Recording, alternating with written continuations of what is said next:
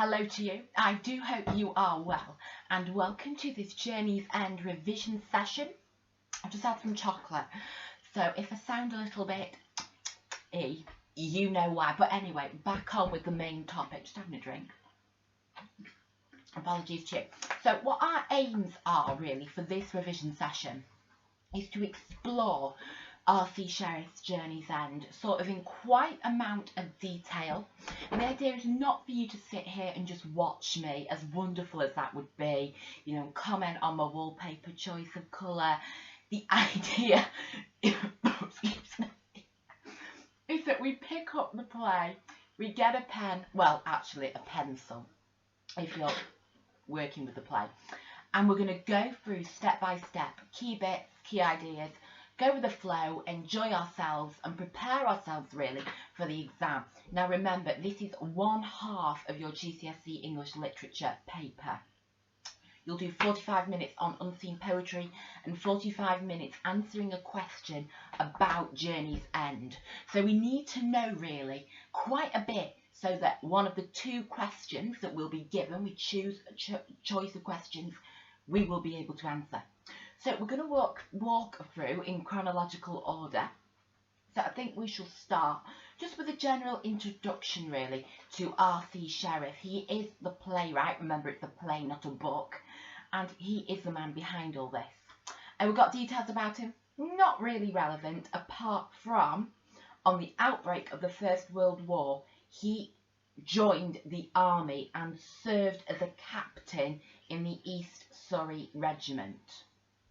Important information because it shows us that Sherriff is basing his play on the first-hand experience he has had as a captain. And remember, the focus is sort of on the higher ranks in the army, if you like, among this little group of soldiers who we focus on in the play. So that's really crucial that he's using his own experience. It shows us that the play has got a lot of weight to it, a lot of credibility, and we can talk in our responses, if it's, you know, relevant, about Sherriff's personal experience, that he's speaking from a first-hand perspective. First bit of the play that I really think is interesting is when we turn to the scene.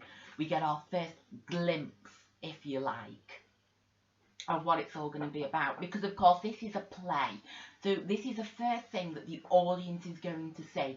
So whenever you're talking about Sherriff's intentions, you must always remember that he's giving a message to someone watching, not reading, watching. And that's why sort of stage directions and the set are so important for conveying Sherriff's message as much as the acting and the delivery of the lines recorded in the book, which you can't see because of the dodgy lighting. Excuse me. So let's have a look, shall we? So we are told that there are a rough few steps that lead into the trench above through a low doorway with a table occupying a good space of the dugout floor. So instantly we're seeing the amount of space that's available, not much because the table's filling it. We're seeing these stairs leading into the trench above, so they're low down, so that's going to give us an idea of where they are in terms of the earth and the ground and what the conditions will then be like, namely cold and damp. The fact that there is a wooden frame covered with wire netting, a reminder that war is around them all the time, even when they're in the trench, somewhere that should be really nice and cosy for them. Well, you know, if a home is going to be, it's really not. War is everywhere for them. We have two boxes served for the other sides, making seats, so showing the resources are really quite limited. A wire-covered bed, showing that even at night they're surrounded by it. This links to sort of Stanhope's insomnia that we'll talk about a little later on, so really picking up key details here. Except for the table, beds and seats, there is no furniture, so it's not very homely, save the bottles holding the candles. The candles are a key part of this play. They are a real symbol of hope and optimism, and we shall look at that as we go through the play. We'll say, oh, candle, oh, candle. And we will see just how significant the candles are. And it says, a few tattered magazines pinned to the wall of girls in flimsy costumes. I've written here in my notes, homely. They're They're men. They're stereotypical army men. So that's going to be homely, you know, considering the conditions and considering the context. Earth walls, showing that underground it's going to be damp, not very nice. Then the sounds of war. So it's everywhere again, it's omnipresent, it's all present, this war. When they're sleeping, when they're eating, when they're just trying to relax, they can't. War is everywhere. And the flames of the candles that burn day and night are steady in the still damp air. So again, those candles symbolising the hope, the life, the potential optimism that perhaps there may be. So fascinating introduction there. We can use that throughout our answers because we can refer to where the play is being set and talk about how that's reflecting, say, the fear, say, the conditions, say, how the men are interacting, because they're all in this place where they're living, where war is omnipresent.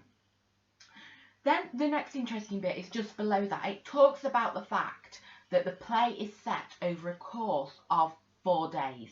We go from evening on Monday to Thursday towards dawn. So it's showing the intensity of the time period. And it shows us there that everything we read, which of course you're going to have read now, is only over such a short space of time, showing the significance of it all, and also allowing the sheriff to give a really, really detailed and as true to life as possible snapshot of the play, so of the men. So it's really important you remember that it's only a couple of days, this play, so it's really, really intense and the audience are really engaged. Okay, let's get cracking, shall we then? And we start with Act 1, Scene 1, in which two sides to Stanhope emerge. We have the side presented by Osborne and the side presented by Hardy. Remember, we don't know what question's going to come up in the exam, so it could be a character question, might be about Hardy, might be about Osborne, slightly better, or it might be sort of more general, might be about Stanhope. Then we can thank God for answering our prayers. So, during this initial conversation, two sides to Stanhope emerge. We have the side that is the youth turned hard drinker by the effect of nerves on continuous action. This is Hardy's view. You know, he's treating him really as quite incompetent, incapable, as a freak show, he says. And then we have the incomparable leader of men in battle. That's a vision presented by Osborne. So we've really got two sides being presented to the audience. The audience haven't met Stanhope themselves yet, don't know who he is, well, sort of.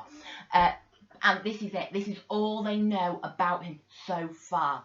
So it's fascinating to look at and see who are the audience going to believe, which side are they going to tune into more.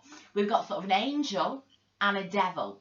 Hardy's presenting this devil image, Osborne sort of presenting this angel image, although Osborne is conceding that some of what Hardy's saying might be quite right.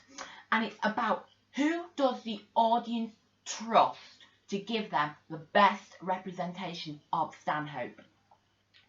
So we start sort of with this dialogue of Hardy being seen as quite cheerful, quite jovial, quite not really competent or not really right for the situation. He's treated as someone, or he's presented as someone who's, you know, he's not really competent for battle.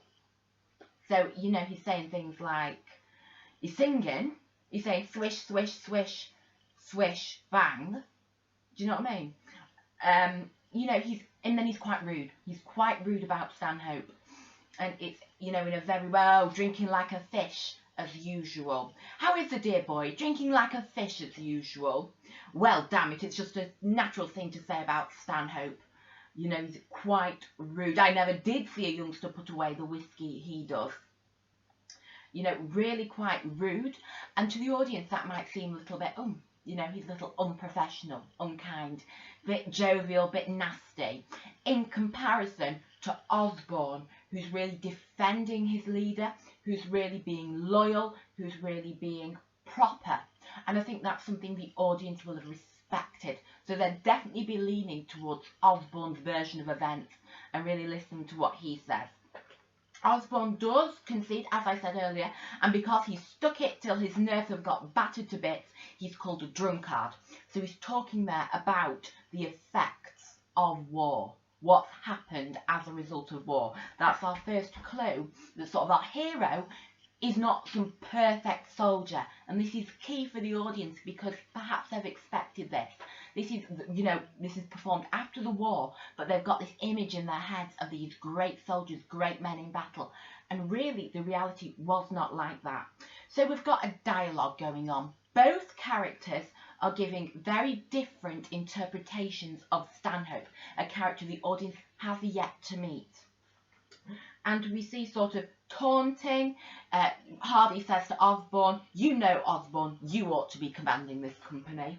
You know, and then Osborne goes rubbish, showing his loyalty, but also showing the respect for Osborne among all the men, which then sets us up for sort of the uncle image he has then throughout the piece. So as this continues, we've got this, you know, this relationship between the two ongoing, this conversation all about Stanhope, then returning on to sort of trivial matters. Hardy starts talking about earwig racing. So that shows sort of the boredom that perhaps was on the front line, the escapism, which we're going to explore as we go through. So what we're seeing here is really two sides to Stanhope, two very different men in positions of power on the front line, and we're seeing sort of our first glimpse of life on the front line, and we're sort of being swayed towards Osborne's point of view. So then off goes Hardy, bye-bye, in comes Raleigh. Key moment here. Let me refer you to it. Page 16, if you've got the Modern Classics from Penguin one. No endorsement intended. And we see Raleigh come in, and he goes, good evening, sir. Here we are. So what can we say? Well, Raleigh comes groping down the stairs and stands in the candlelight. He looks round, a little bewildered to that first sort of, what's going on? He is well built, healthy looking, about 18, with the very new uniform of a second lieutenant. So here we go. We've got innocence and naivety from the offset. He's looking bewildered. This is new to him. So we are going to go on a journey with Raleigh. We are new to it. He's new to it. He's in his new uniform, showing that he's sort of been well looked after. He's, you know, he is new. He's healthy looking, crucial, because then we can see his development through the piece, and also contrast him to Stanhope. That's a little bit later on. And he looks 18. It's showing the reality of this. The audience are likely to have children, perhaps, so they would be able to empathise with having sort of a young child going off to war. So we're seeing innocence, youth and naivety. And then that's contrasted quite nicely by Osborne, who's very wise. And he says, sit down, sit down, won't you? To which Raleigh replies, thanks, and sits gingerly on the box opposite, you know. And then Osborne goes, I should take your pack off. And then Raleigh goes, oh, right. You know, so he's not into it. He doesn't know what he's doing, bless him. So it's all new to him. He doesn't really want to drink the whiskey he's offered, as you can see on this page. This is massive, because throughout this play, alcohol is crucial to survival. And then we've got conversations going on. Osborne brings up the idea he's called uncle, showing that that father figure that he's got and the authority that he does have. And then Raleigh starts to talk about how he knows Stanhope. So we're seeing here that Stanhope is a hero because Raleigh looks up to him and has wormed his way into his regiment. So showing he really idolises Stanhope, who he's known from school, and showing just how highly he's thinking of Stanhope before he meets him. And this sort of sets us up. We've been building up to Stanhope's arrival. We really have, from, you know, those conversations we had between Osborne and Hardy, and now Raleigh saying he's here, I'm in Stanhope's regiment. You know, Osborne's like, you mustn't quite expect to see him just the same. Again showing Osborne's caring side, again showing Osborne's knowledgeability and wisdom, and again showing how this character of Stanhope is, yes, a hero, but he's not your stereotypical soldier. And then, page 22, we have Stanhope's grand arrival on set. He is the leading figure. He's tall and slim. So we've got this stereotypical leader image. You know, he's leading. He's got his authority. He's tall. He's got authority. It's a stereotypical thing. I've got no hope. And he's slim. So he's looking quite competent, like he looks after himself, quite dashing. He takes off his helmet and throws it on the right-hand bed, so it shows his authority. He's just going to go straight in there. He's owned that bed. That's his. He's in control of the situation and the location. Despite his stars of rank, so he's got experience and he's competent and it's recognised, he is no more than a boy. So he's young and he's youthful. So he's had a lot of responsibility put upon him. He's slimly built but broad shoulders, again stereotypically good looking. His dark hair is carefully brushed, showing he takes care of himself. His uniform, though old and war-stained, so he's been at it a long while despite only being a boy, is well cut and cared for. So he does take pride in his appearance, again supporting the idea of this stereotypical dashing, strong leader of men. Although tanned by months in the open air, so sort of a bit of a healthy glow, but it's because he's been out fighting. That shows loyalty, I guess. There is a pallor under his skin and dark shadows under his eyes. So that's the first forewarning that we're seeing of him physically, that all is not what it seems. So he's not as tall, slim, good-looking, heroic, a leader. There's something going on that's not quite right. He's not quite well.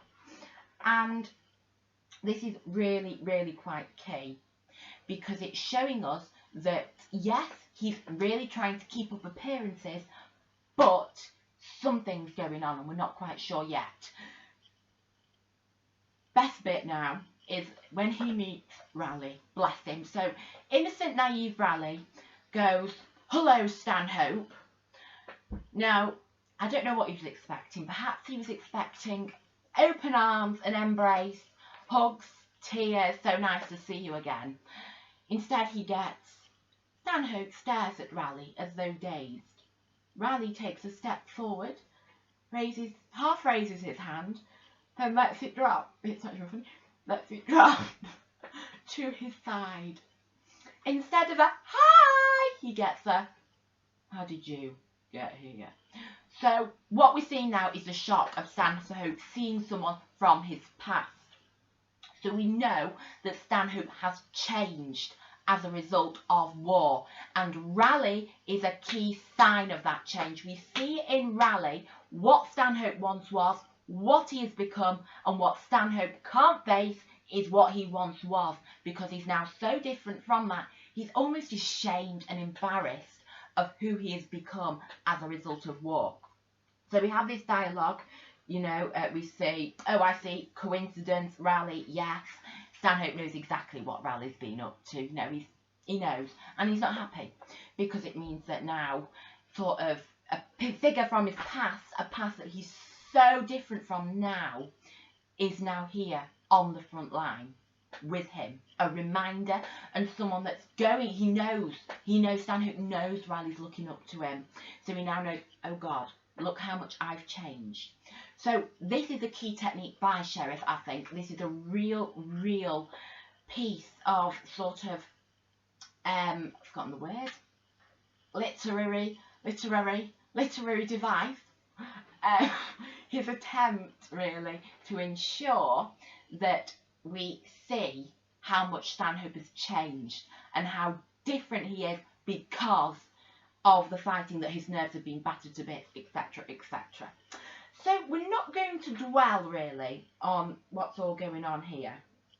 We're going to sort of now just take a look at a key bit that I think is key, which is the relationship between Stanhope and Osborne. So this bit is after we've had all the debacle with the letter, really, about the censorship and not wanting to get all the details of his latest antics back home, if you like. He's worried that Raleigh's going to spill the beans. So we get on to the relationship between Osborne and Stanhope. I'm looking at page 33, 34, 35 in this little bit here. And we're seeing Stanhope, first of all, talking about sleep. Sleep, catch me wasting my time with sleep. So showing, I've got two links for you here. The first one, showing the dark shadows under his eyes, showing this insomnia, this inability to sleep. Why? And then I'm linking back to the introduction, the description, where it talked about wire netting on the beds. So sort of the idea that even when they're sleeping, they've got the war still going on. So it's all linking together here, the idea that the effect of war is that these men cannot shut off from it. They cannot escape from it. So he says he's not wasting his time with sleep. Perhaps he means he can't sleep because of the psychological effect of war. And this may be why he's become such a drinker. He's become so dependent on alcohol, because we're seeing this link here between unable to cope, drinking. And that may be why Hardy was mentioning drinking like a fish, because in the army, all they could do was drink, drink, drink. What's Sheriff suggesting here? I'll leave that open to you. But we're going to focus on the relationship between Osborne and Stanhope, because, of course, Stanhope is the more senior, but Osborne seems to have sort of more respect and has got more status, if you like, socially. So Osborne ends up tucking Stanhope up in bed. Stanhope goes, dear old uncle, tuck me up. So obviously he's drunk, but we're sort of seeing an insight into the relationship. Stanhope is very young, as we know. He's no more than a boy. You know, he's very young, and this may be him showing his vulnerable side, which he can't show in front of anyone else. Remember, he's come into the dugout and he's thrown his hat onto the bed, making his mark. Now, when no one else is around, he's sort of showing his true self, and Osborne is the one there, sort of comforting him. And this links back to his loyalty scene in the opening scene when he was defending him against Hardy. So this is quite fascinating. Stanhope goes, yes, I go sleep. But he goes, kiss me, uncle. And obviously he's drunk, but it's also showing the intimacy, the relationship between them. Sort of Stanhope's not got a father figure. He's there on the front line with all this responsibility, and now he's sort of feeling very vulnerable. And Osborne is showing how caring and compassionate he is by looking after Stanhope in this hour of need. So both are finally asleep by the end. Stanhope has his much needed rest, and we see him turn to alcohol because he cannot bear being fully conscious, which is the same with why he can't sleep. So we move to the next day. Fab, this bit. I love this because it gives us a bit of deeper analysis we can do for those high level marks. Act 2, Scene 1. Early next morning. Trotter goes amid the carnage of war. What a lovely smell of bacon. Simple pleasures, I've put as my note here, definitely. What we see in this conversation about food is not only the mindsets of Trotter and Mason, namely that they're a little bit lower class, a little bit less intelligent, and they like to use escapism, maybe humour, maybe talk about food to sort of divert their attentions away from the reality of the situation they're in. We see this again when Osborne talks later on about how he used to keep a garden, thinking about the nice garden back at home, so sort of using escapism. So they're talking about food. This is Trotter and Mason. Everyone's at breakfast. And what we're seeing really is this escapism, this use of food to divert attention away from the reality of the situation. And as I said, it's Mason and it's Trotter. They're seen to be sort of discussing these rather mundane things that a normal person at home would talk about. So that really gives us insight into their characters as much as the fact that they need to divert their attention away from the situation that they're in. So we have this conversation going on about food. Good, must have pepper. And then Osborne interesting. We know he's very very high profile. He's very intellectual, we think, compared. And he goes, it's a wonderful morning. So again, he's looking for the positives amongst the negatives. So if you're going to talk about Osborne, definitely say that he knows what he's doing. He's keeping morale high, and he's sort of putting his personal insecurities aside to focus on bringing everyone together and to bring a real sense of positivity and optimism to the table.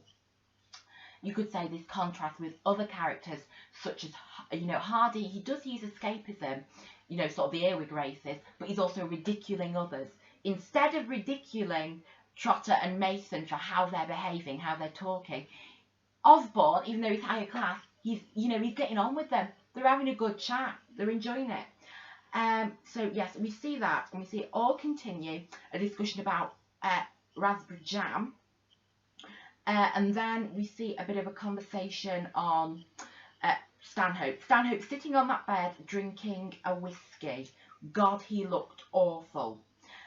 And then we see that Trotter reports back, better go to bed, Raleigh, just as if Raleigh had been a school kid. So talking about Stanhope, what does Osborne do? He goes, did he? Pause. Look at the sun. It'll be quite warm soon. So immediately he's diverting attention. So he's not going to be like Hardy was. He's not going to be maybe like these men want to be and talk about it. He recognises the situation Stanhope's in. He recognises the suffering, and he doesn't want to sort of bring attention to it. He wants to sort of move people on, keep morale high, and make sure that they don't dwell on these things. So it shows the strength and the loyalty of Osborne there. Alternatively, we could see that as Osborne actually not being aware of the sort of the severity of the situation, and he could have that typical army attitude of brushing it under the carpet. So we could suggest here that actually Osborne needs to do something. He needs to say, yeah, what can we do? But as of the typical army attitude, it's brush it under the carpet, look over there. So that's sort of giving us an insight into army attitudes, and also into how Osborne wants to drive conversation to create a positive, optimistic atmosphere, if you like. Osborne then does go on to talk about that garden, his primroses and his rockery. That gives us an insight into life back at home as well, how different it is when they could grow their nice primroses to now when they're living with earth walls. So a real contrast there, and that's a great use of setting there. So that's page 39 if you want to look a little bit more into that.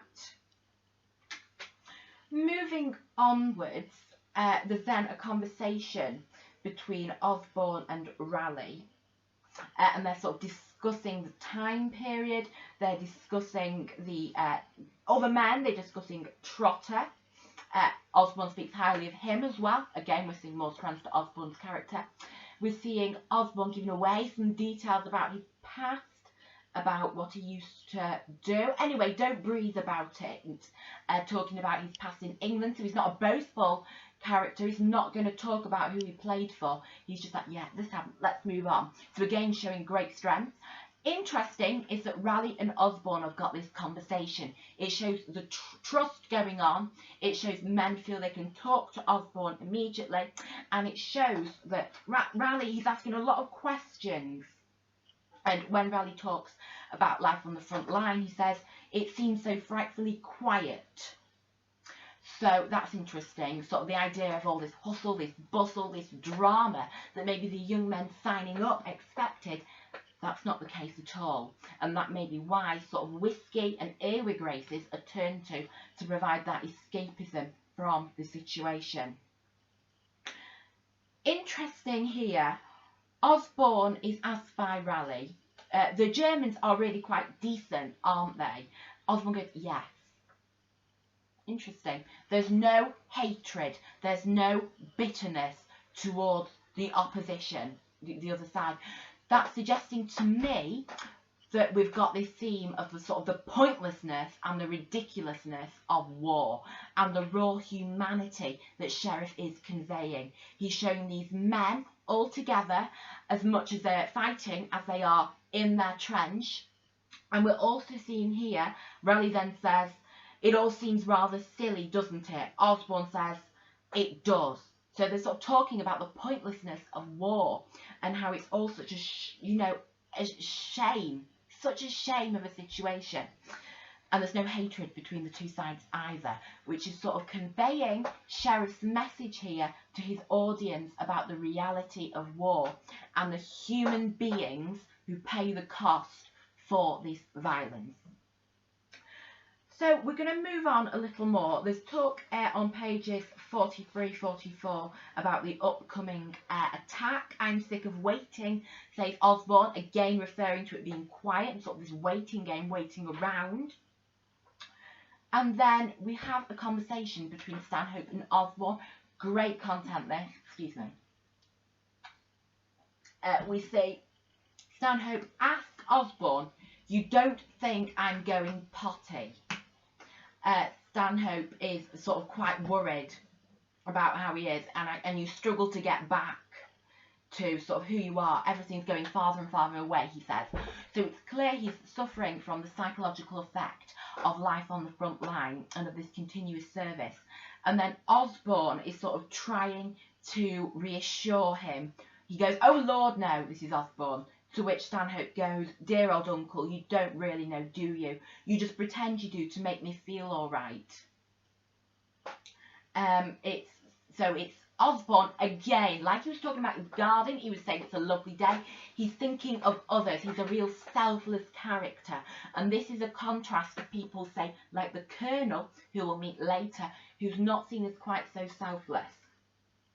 And then we see them move conversation quickly away from this.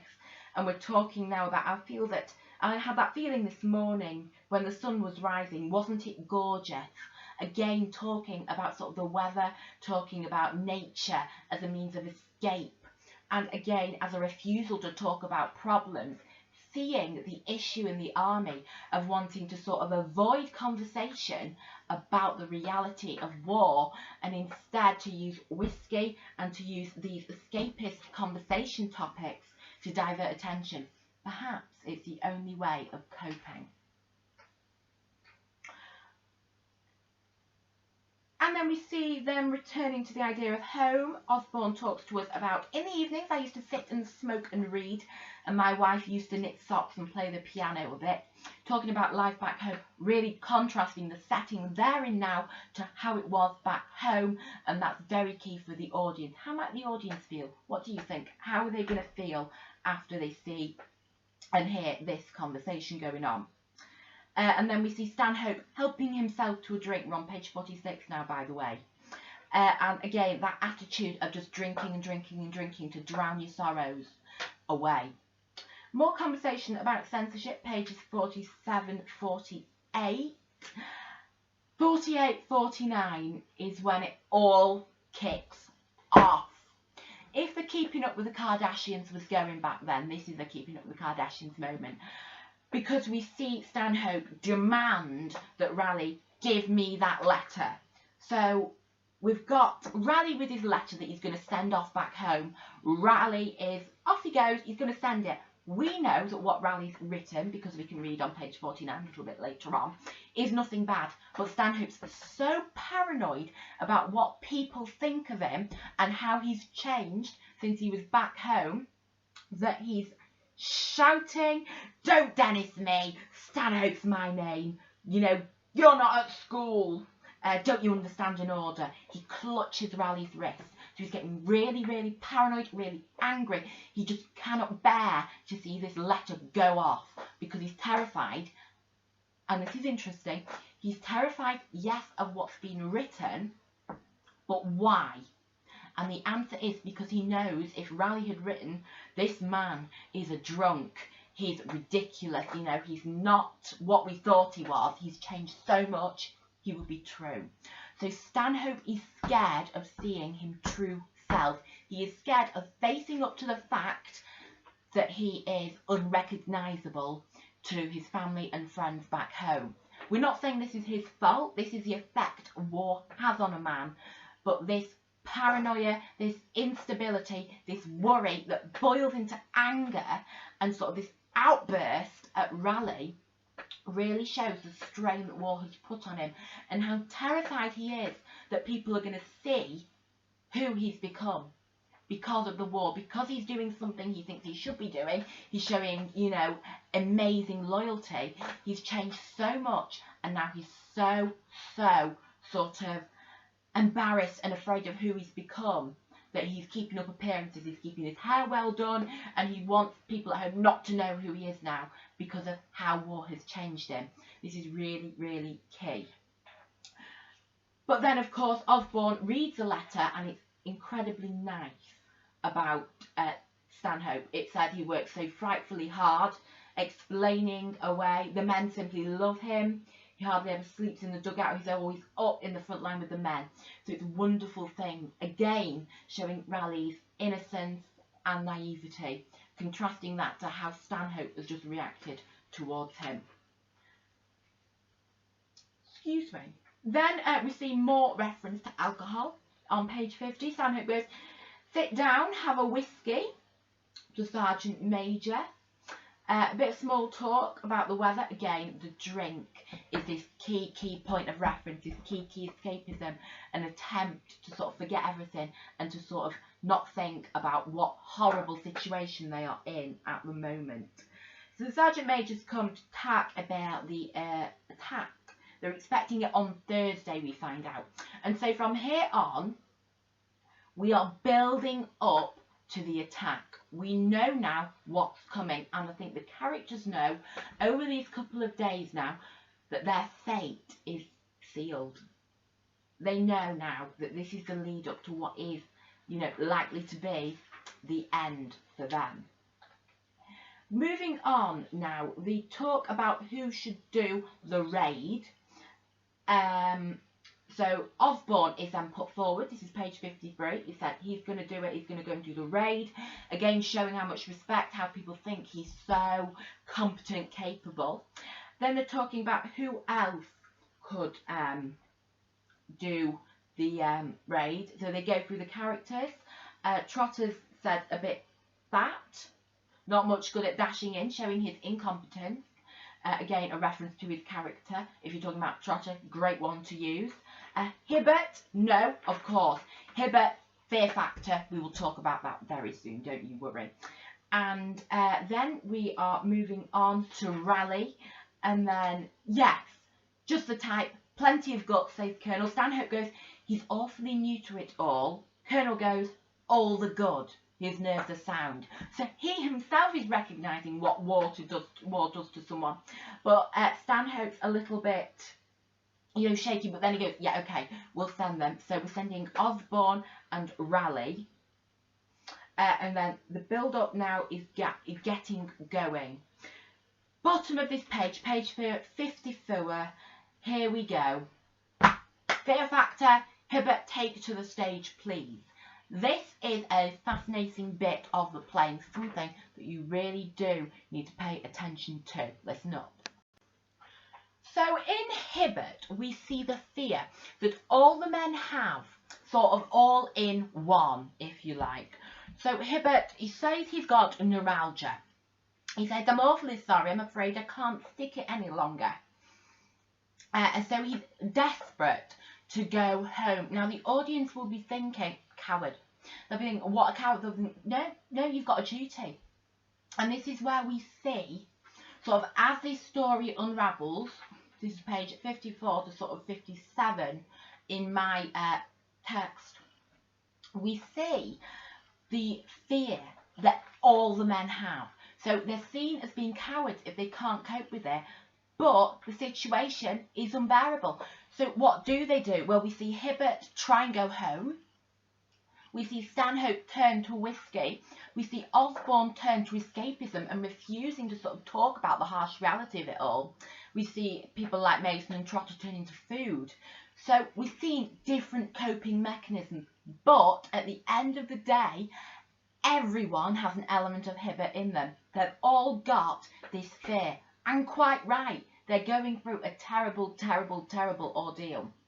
So let me pick out some key bits for you. So, Hibbert's going, I can't stick it any longer. Stanhope's going, you're going to stay here. Hibbert goes, I must go down. He's desperate to go. It says, I tell you, I can't. The pain's nearly sending me mad. Perhaps this is code for this is sending me mad. Not physical pain, but the mental anguish that I'm going through. He says, I'm going now. You can't stop me. You know, Stanhope stops him. Stanhope go, key this. You're going to stay here and do your job. This seems to be Stanhope talking about himself as much as Hibbert. I'm sure Stanhope's been desperate to go home, especially when he first arrived perhaps. But this sense of duty, this sense he has a job to do and he has to do it, overrides that, and he expects the same from his men.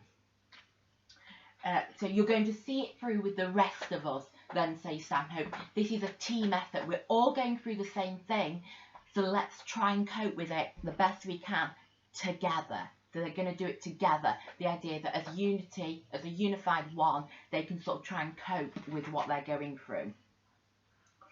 Then, key bit again, page 56, Stanhope goes, better die of the pain than be shot for deserting.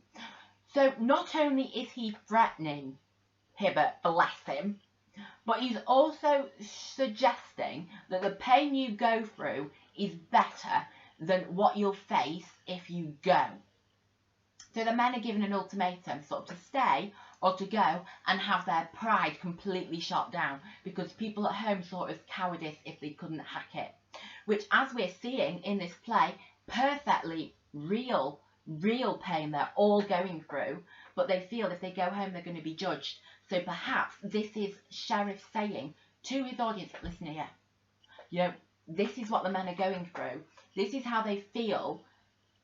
Why are we saying they're cowards if they can't cope with this? No human being, no character in this play can cope with what they're being forced to endure. So is he saying to his audience, this can never happen again, and we've got to change how we approach those who refuse to fight, because no one can cope with it. Just a suggestion. So we're going to see Stanhope going, if you went, I'd have you shot for deserting. So he's sort of really threatening him now. He's really getting quite tough, quite serious. It's a hell of a disgrace to die like that. The shame of not being able to be seen as competent and eager to fight is massive. There's this real stigma around their health and around their well-being. The focus is on fulfilling duty. Is that right? Perhaps that's a question Sheriff wants his audience to answer. Stanhope goes, you either stay here and try and be a man. So this is now a question of masculinity, of their sort of their individual sort of who they are as a human being, or you try to get out of that door to desert. So he's saying he's not a man if he does that. Sort of showing what's been drilled into him by the army as much as anything else. And he then goes, if you do that, there's going to be an accident. So he clearly now threatens Hibbert. Does he mean it? We don't know. But it does have, you know, have to be seen as Stanhope sort of going, right, this is it now. I'm going to get tough. I've given you a chance. It's going to get tough. Hibbert then, however, finds strength from somewhere. The fact this has all come out of not having the strength to cope with this absolutely terrible situation, we now see him go on then, shoot. So that's showing how desperate Hibbert is, how much he just cannot cope with it. He'd rather die than carry on fighting here. And then Stanhope goes, good man, Hibbert, I like the way you stuck that, the way that he goes, go on, shoot. So we then see them open up. So Hibbert talks about the horrible feelings he's had. I've hated it and loathed it ever since he came. It makes me all cold and sick. You don't understand, and now I can't bear it any longer. I'd rather die here, he says. You know, it really, he's crying. It's really, really clear he's reached breaking point. Something we have no doubt that all the men featured, all the men Sheriff worked alongside, will have experienced. This is a situation no human being can cope with. So what does Stanhope do? He gets the whiskey out. Of course he does. Again, we see this theme of alcohol within the play and it being seen as the only coping mechanism for the horrifying barbarity of the situation. And then we really have an insight. Hibbert brings out such a side to Stanhope that Osborne sort of brought out, but this situation, Hibbert has really brought Stanhope out his shell. And Stanhope goes, I feel the same, exactly the same. Every little noise up there makes me feel just as you feel. We all feel like you do sometimes. That's a really key quote. We all feel like you do. Hibbert is in all of the men. They're all experiencing the same mental anguish, the absolute pain and horror at the situation. As I said, they've got different ways of coping with it. And Stanhope here saying, every little noise up there makes me feel just as you feel. It's interesting, he goes, makes me feel just as you feel. He can't verbalise how it makes him feel, because he's got whiskey as his barrier. He's really just blocked it all off.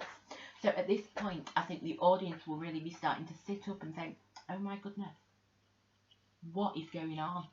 This is a real issue, a real crisis. And we're seeing a real vulnerability to Stanhope, that he's tried to mask so much, but that mask is slipping because he is a human being. And then Stanhope goes to Hibbert, shall we go on together? We know how we both feel now. Shall we see if we can stick it together? So what Stanhope's saying may be an element of trying to sort of get Hibbert to cooperate and work together. But at the same time, we are seeing a side of Stanhope that's showing real humanity and not just this facade he's trying to create, as we've seen with the letter, of trying to block it all out and just keep up appearances, despite the way that his character has been battered by the harsh reality of war. So we see him then have a little conversation. They just go on sticking it because they know it's the only thing a decent man can do. It's the only thing you can do, he said. This is on page 58. Really interesting that, it's the only thing you can do. It's what you've got to do. They feel this overwhelming sense of duty despite the horrifying conditions that they are facing.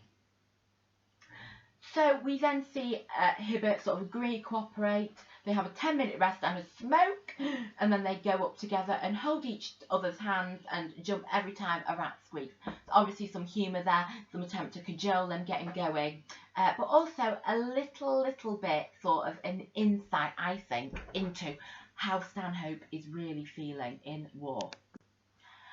And crucially, Hibbert goes, you won't say anything, Stanhope, about this. So again, that issue of pride and wanting to keep up appearances is there as well. The men always thinking about what other people are thinking.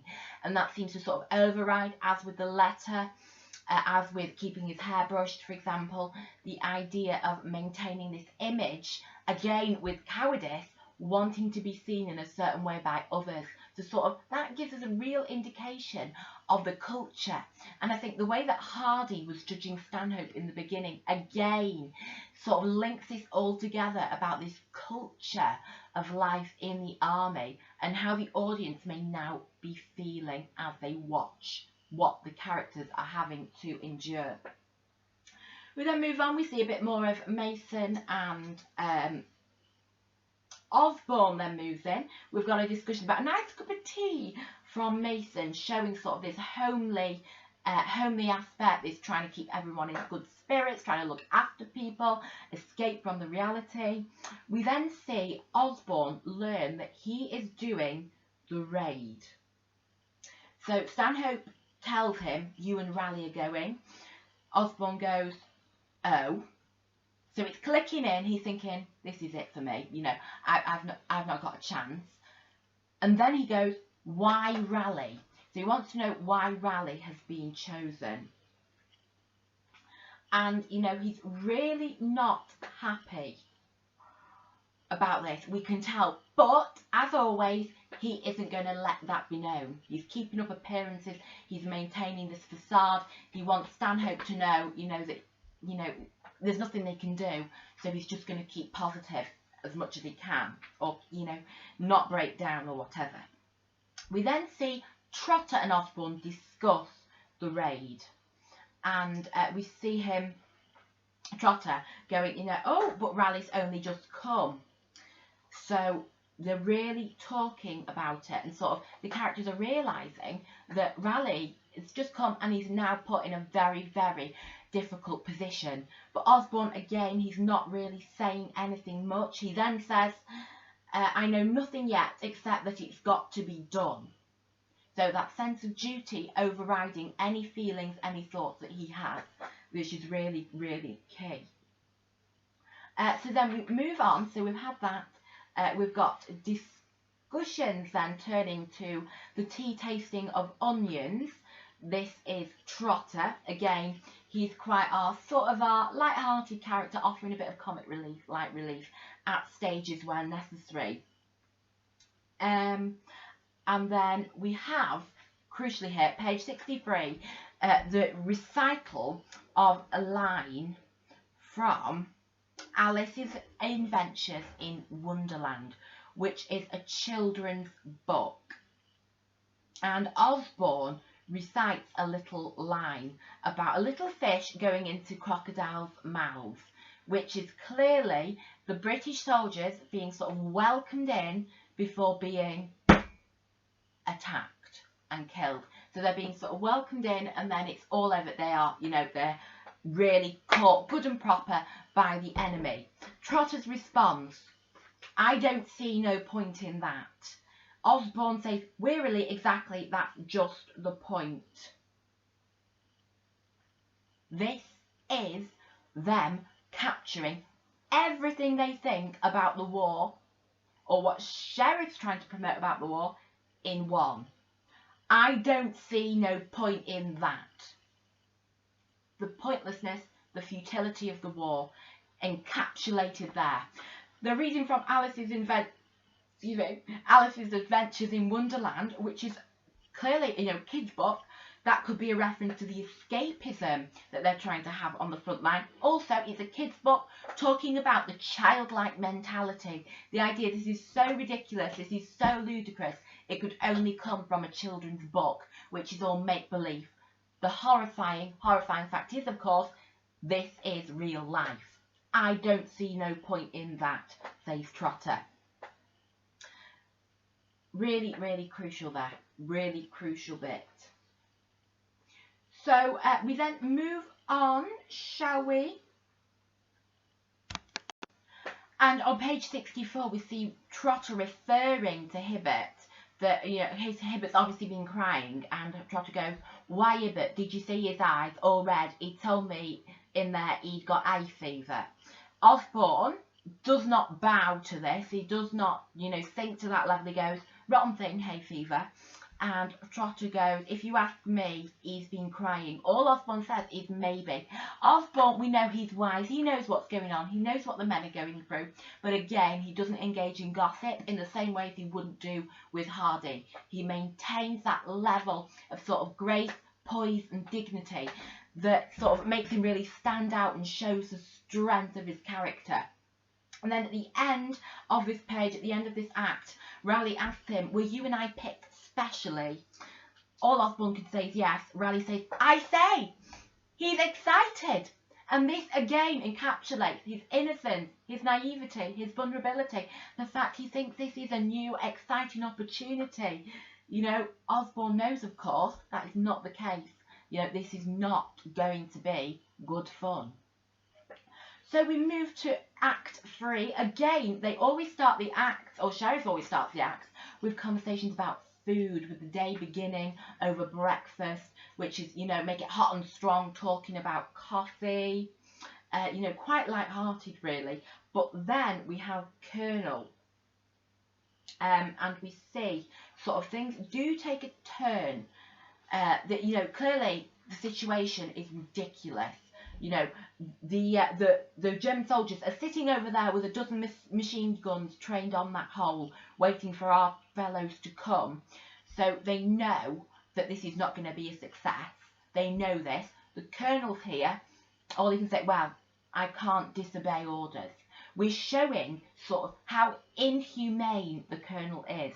So is this a representation of the army, the idea that they don't think about the human beings, such as the characters we're discussing, how they are or how they're treated, but they're just thinking about this big picture with the men seen as sort of little toy soldiers in their game. Remember, we've talked about it being pointless and being like a children's book. So I wouldn't put it past Sheriff to sort of be suggesting this a little bit to us as we talk now about this raid and the build up to it, as our characters start to sort of go, oh, this is what's happening. You know, unlike Raleigh, who's quite excited, this is bad. And then we've got the Colonel, a real character here. He's come in and he's sort of saying, oh, well, you know, this is our job, you know, I can't change it. So we're seeing a conversation between Stanhope and the Colonel. And now the Colonel is here, and he says to Stanhope, who's not happy, he's, you know, really quite restless. These, of course, are his men. He knows them. And the Colonel goes, oh, it's no good getting depressed. After all, it's only 60 yards. Osborne's a cool, level-headed chap, and Raleigh's the very man to dash in. You've picked good men to follow them, you know, and you know quite well I'd give anything to cancel the beastly affair. You know, we're not believing the Colonel here at all. But what we're seeing, sort of, is the Colonel coming in and taking charge as a superior, so the men can't do anything about him. But we're contrasting sort of the way he's being so strict and following the rules with the raw humanity and the emotion we're seeing in our characters, especially Raleigh, who is sort of following through the play. So just ask what this might be suggesting. So we're now seeing Raleigh and Osborne preparing for their raid. And we see again Osborne's heroism, not through selfless acts on the battlefield, but through his selflessness in not letting his terrible worry that he must be feeling, he knows what's going on, stopping that from coming out and upsetting Raleigh. He's talking about having a drop of rum, having coffee. He's asking, do you prefer sort of coffee or tea? He's sort of really trying to keep up his spirits. But he does concede, I've got a sort of empty feeling inside to Raleigh. And then he moves straight on. But that's really quite telling. An empty feeling. He's in a culture where feelings are not really acceptable. So now he's sort of tried to block it all out. He's tried to clear it. Empty, to me, sort of suggests maybe he's lost hope. Maybe he knows this is it. So he's resigned himself to his fate and he just wants to get on with it now. And he's sort of tried to block off feelings because he knows how much it will upset him if he sees the reality of this situation which he is facing. Raleigh asks, the whole thing will be over quite quickly. Osborne responds, I reckon with luck we shall be back in 3 minutes. Saying that, be back. So he's trying to keep optimistic, saying we will come back, even though he probably knows the reality of the situation and how much of a struggle it's going to be. We see Raleigh asking, quite a few questions, and Osborne goes, we must forget about it now. This is page 70. Now let's forget all about it for 6 minutes. Raleigh goes, oh Lord, I can't. And, this is crucial. Again, Osborne trying to distract him, to be heroic, to make him not think about it. Raleigh, of course, can't. This is quite exciting, quite new, quite fresh to him, which again highlights how, how sad it is that he is the one that's being forced into this situation. Then we see Osborne return to his Alice in Wonderland imagery. What's he suggesting? Again, the idea this is all childish, it's so futile, it's so pointless. And we think the time has come, the walrus said, to talk of many things, and why the sea is boiling hot, and whether pigs have wings. So we've got this escapism from, again, this story of where we're seeing sort of this pointlessness, this, this childish story that's got real hidden meaning to it. Do a little further research on that if you like.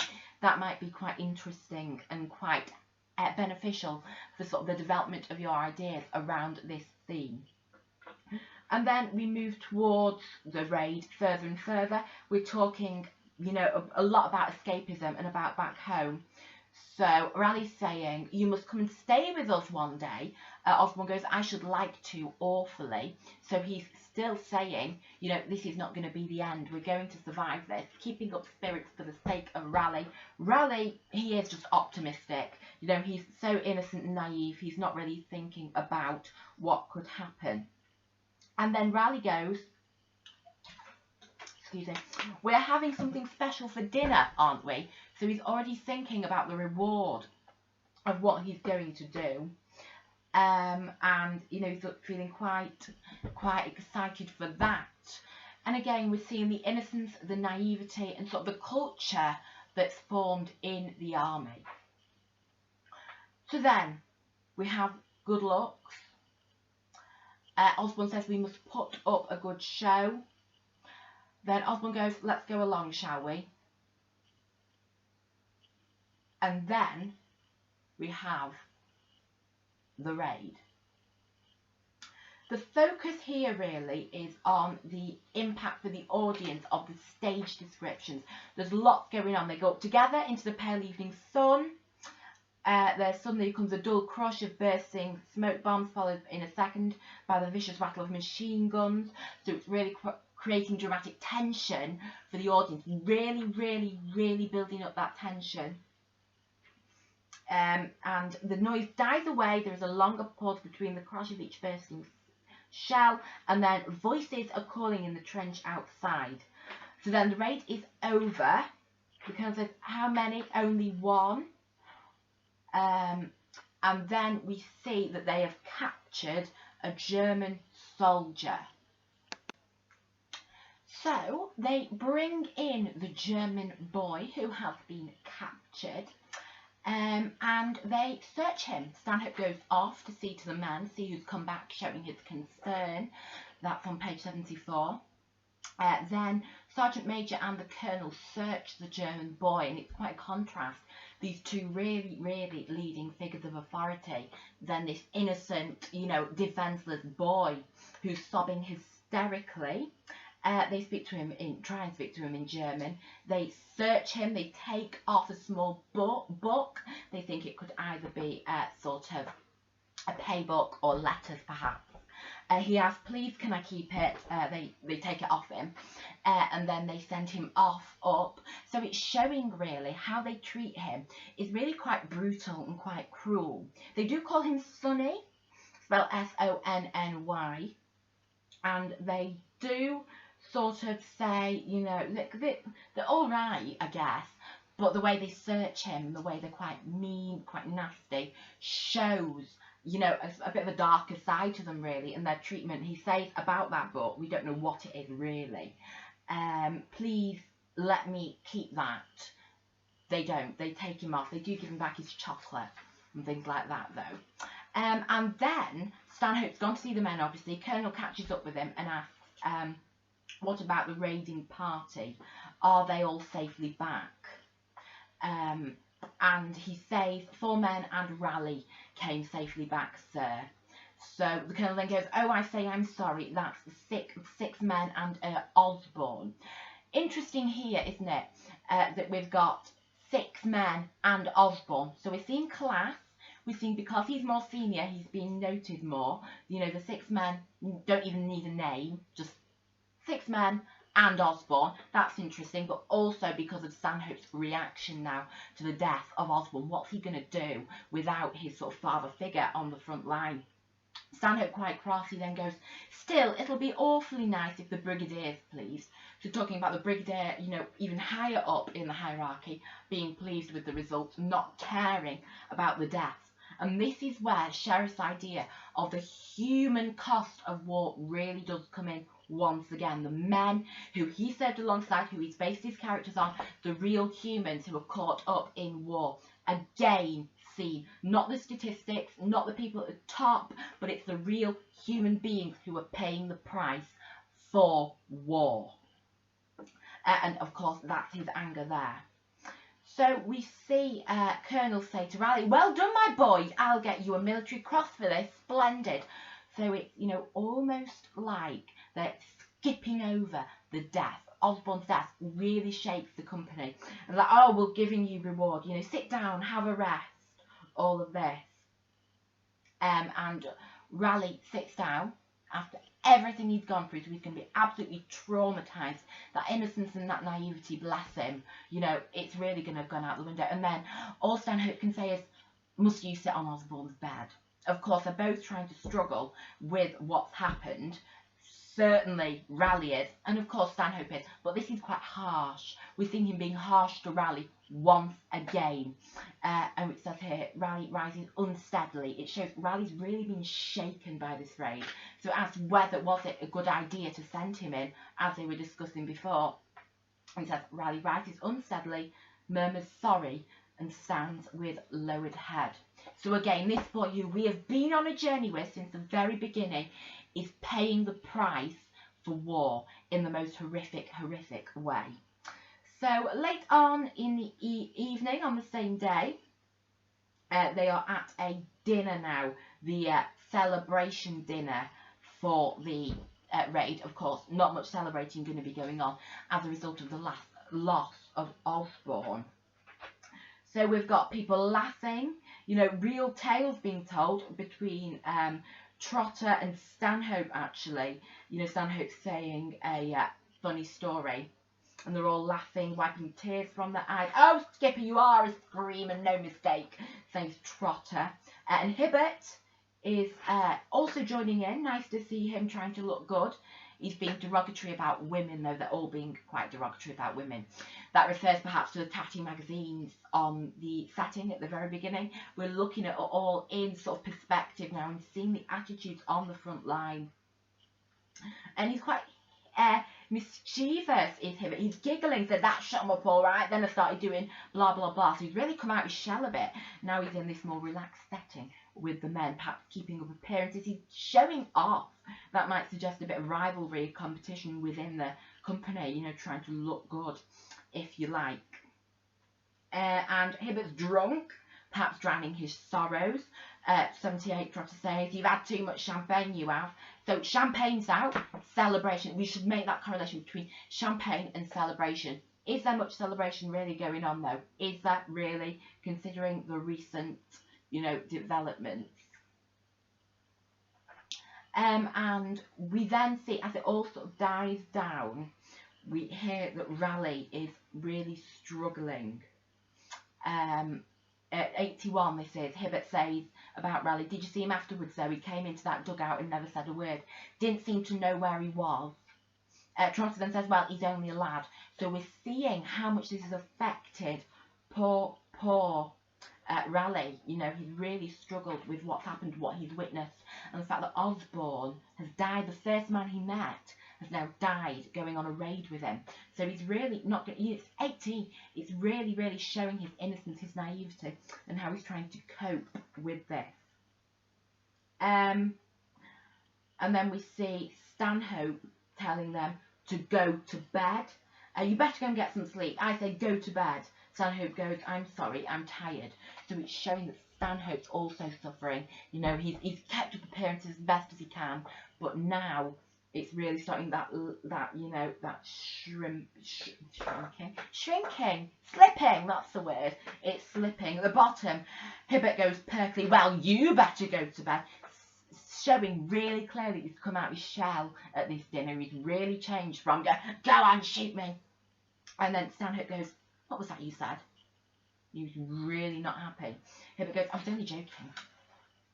And then Stanhope goes, I asked you what you said. Stanhope's flushed face is looking full into Hibbert's. Stanhope goes, get out of here. Get out of my sight. Little worm gets on my nerves.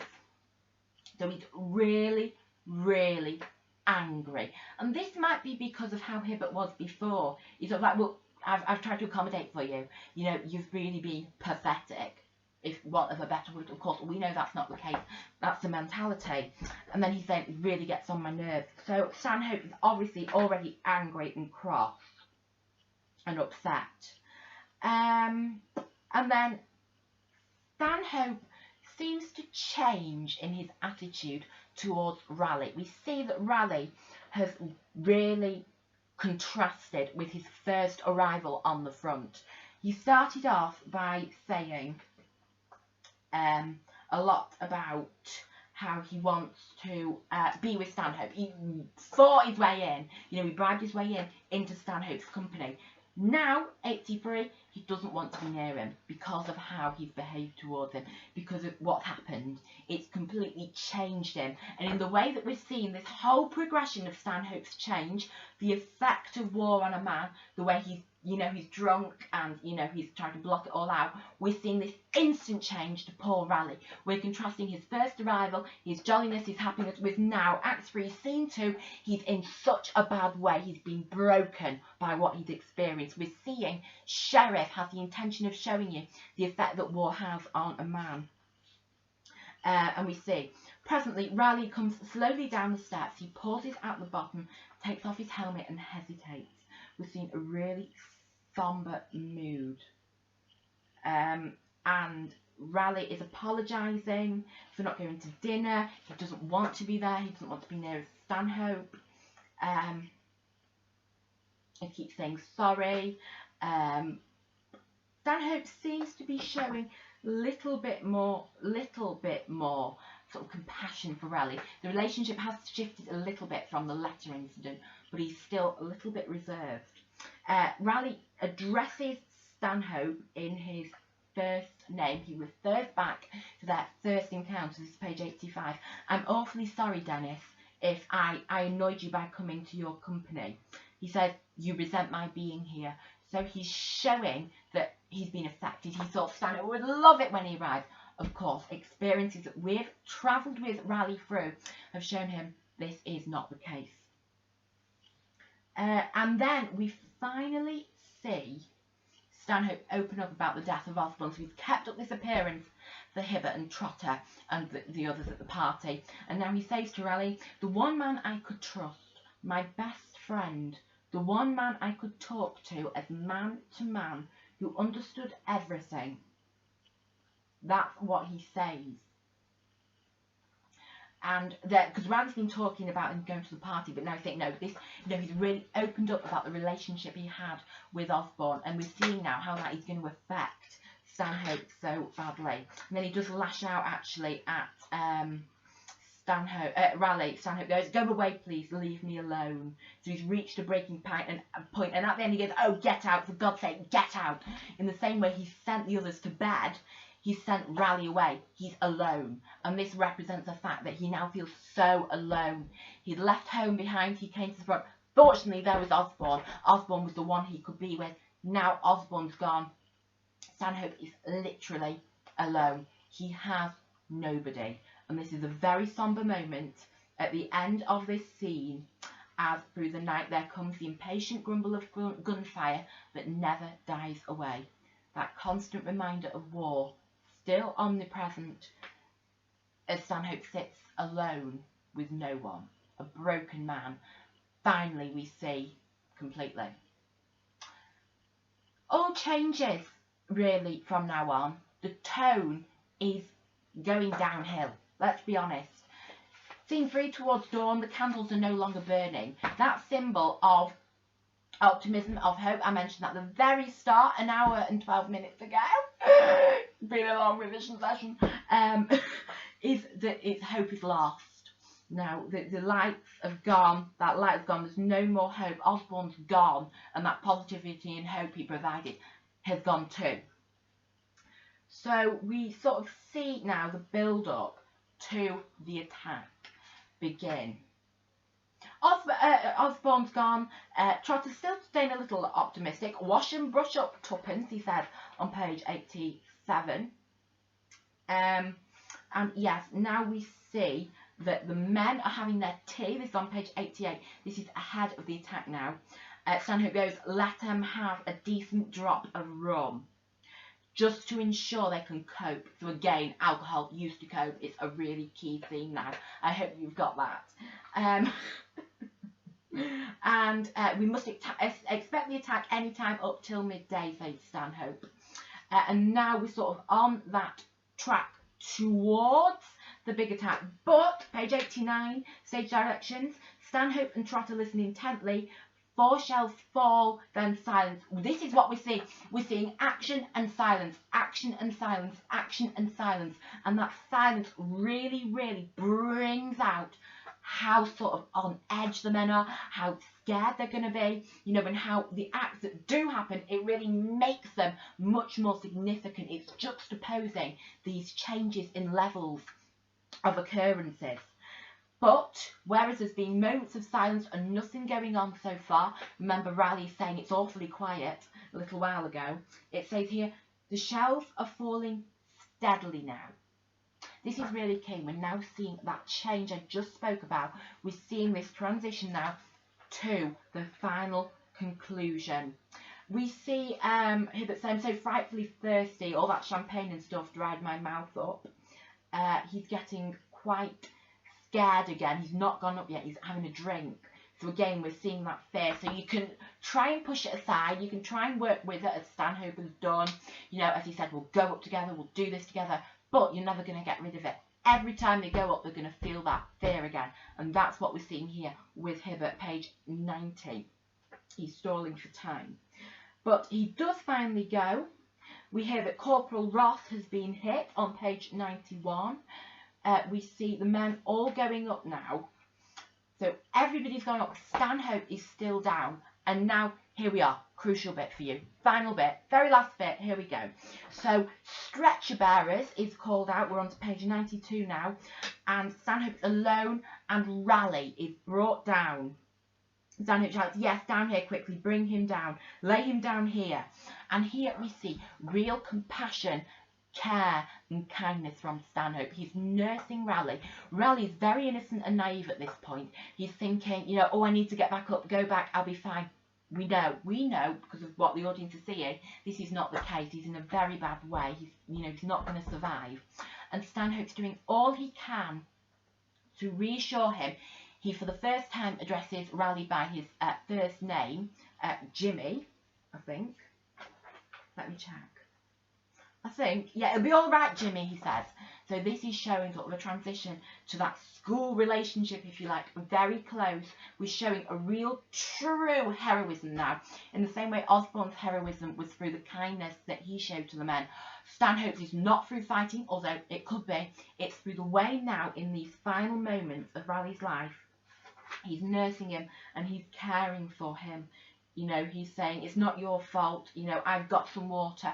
All this is really intimate between these two human beings.